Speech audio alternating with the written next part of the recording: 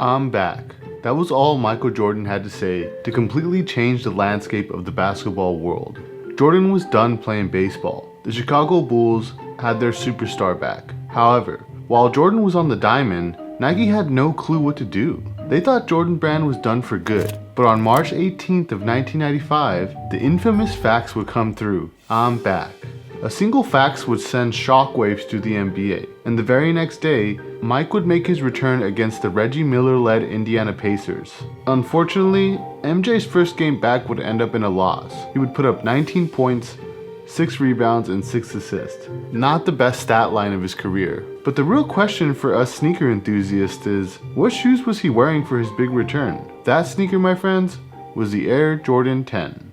Before we get into the Jordan 10, a quick shout out to SoulSavvy for sponsoring this video. SoulSavvy is a membership-based community of like-minded sneaker enthusiasts, but it's also much more than that. Within SoulSavvy, you get access to the resources and tools necessary to cop sneakers for retail in today's hype climate. Copping a pair of sneakers can be incredibly frustrating and challenging, and that's why staying informed on how to actually buy sneakers in today's day and age is super important. Members get access to tools like their brand new Chrome plugin SoulSavvy Assist, which automates the checkout process when copying a pair of sneakers online. Yeah, I know what you're thinking.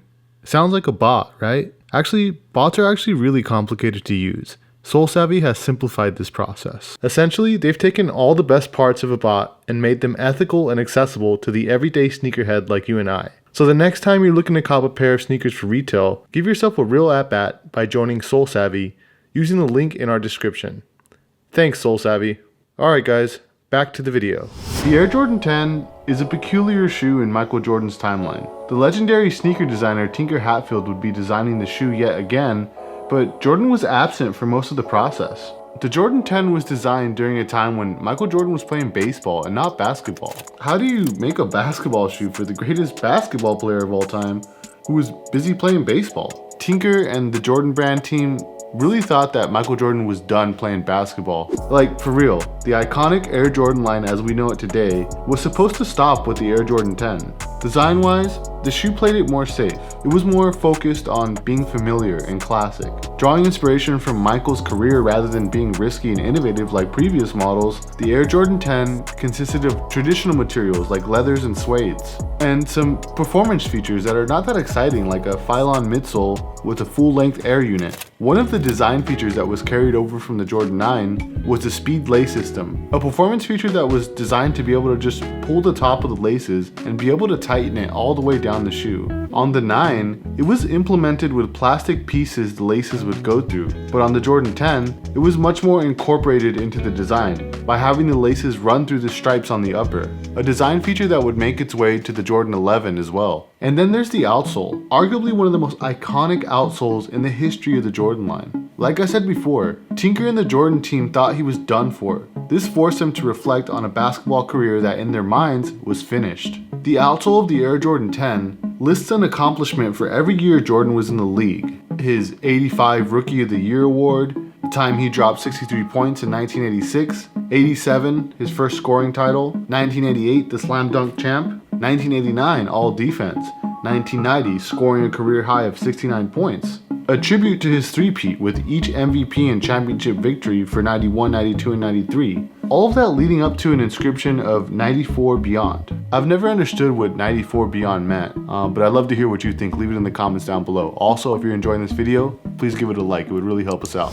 Released in 1994, the Air Jordan 10 dropped in 3 original colorways. The first pair to release was the Steel 10s, a white leather upper with black and gray striping on the eye stay and the soles. But what this debut Jordan 10 had was a toe cap.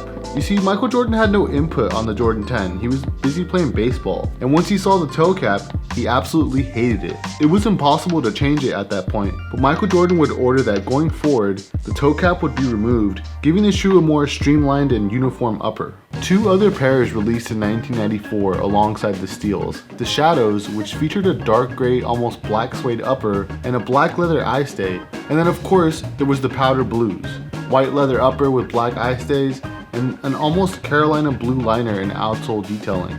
The following year, Jordan Brand made the decision to release a pack of Jordan 10 colorways, all inspired by various NBA teams and their flagship colors. It's kind of a weird decision nowadays, like for a signature athlete. Imagine LeBron James 8s inspired by Clippers colorways or in Kings colorways. It would just be strange. There were the Chicagos, the Seattles, Orlandos, the New York, and the Sacramentos. The Chicagos are the pair that Jordan would actually wear in his return to the hardwood. But this Michael Jordan looked a little different. He was wearing number 45 on his jersey and not the 23 we all knew him by.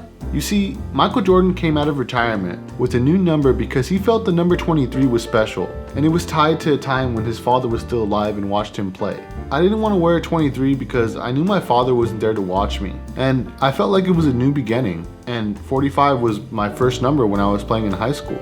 Nonetheless, the sneaker Jordan wore in his return would feature the number 45 stitch on the side to go along with his new threads. And this player exclusive version of the 10 would actually see a release years later in 2015. Fast forward to now, more than 25 years later, the New York and Sacramento pairs of the Jordan 10 are the only pairs not to retro from any of the original releases in 1994 and 1995. Jordan Brand would revisit the City Pack idea in 2006 with the release of the Chicagos, New York, Los Angeles, Charlotte, Rio, London, Shanghai, and Paris. I know the Jordan 10 isn't everybody's favorite Jordan, but I think they made some really dope colorways that weren't a part of the original 8 that released in the 90s.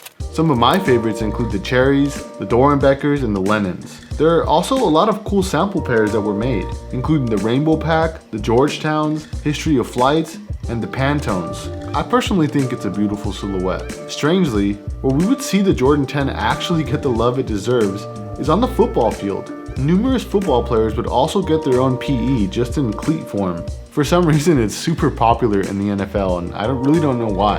If you catch a Monday Night Football game, you might see Dak Prescott, Chase Claypool, and Jamal Adams. They all have Jordan 10 PEs on when they take the field. Although the 10 wouldn't get a whole lot of court time from Jordan, it was the footwear of choice for the infamous double nickel game. In Mike's return to Madison Square Garden, he would put up 55 points, 4 rebounds, and 2 assists. But come playoff time, Michael Jordan would switch to the Jordan 11 and would ultimately lose to the Penny Hardaway and Shaq-led Orlando Magic. Not that long ago, the Jordan 10 was the canvas for Drake's OVO brand, in which they dropped a black and white pair, which I think are super fire if you ask me. Since then, the silhouette has been pretty dormant in terms of collabs and releases, but regardless, well, at least in my opinion, I think it's one of the best looking Jordans of all time. But yo, if you want to learn more about the history of Jordan sneakers, we've done a ton of them here on the show. Just like this video, we've done the 1, the 6, the 7, the 4, the 3, the 2. We've done all the important ones, and we're going to keep doing them. And I'll put a playlist here for you guys to check it out if you feel like binge watching those. If you don't, I hope you have a really good rest of your day, morning, noon, night, wherever you are in the world. Really appreciate you watching. If you made it this far and you're on your phone or something, consider subscribing. I really appreciate it, guys. And I will catch you guys on the next one. Peace. Have a Merry Christmas.